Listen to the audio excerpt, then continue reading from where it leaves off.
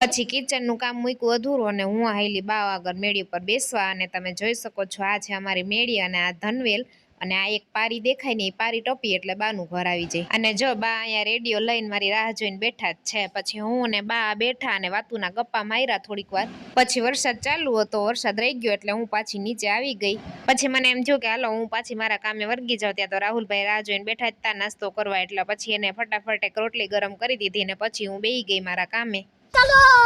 તો આપણું કિચન તો રેડી થઈ ગયું છે પણ હજી આમાં જે નીચે દોરા દેખાય ને એને ચોટાડવા પડશે ગરમ કરીને એટલે અત્યારે મીણબત્તી તો મારી પાસે છે નહીં એટલે ડાયરેક્ટ ગેસ ઉપર ગરમ કરીને ચોટાડવું જોશે તો આ રીતે બધાય છેડા એક એક કરી અને ગેસ ઉપર ગરમ કરી અને ચોટાડી દીધા તો ફાઇનલી આપણું કિચન તૈયાર છે તો ચાલો આમાં છે ને મારી એક્ટિવાની ચાવી રાખી દઈએ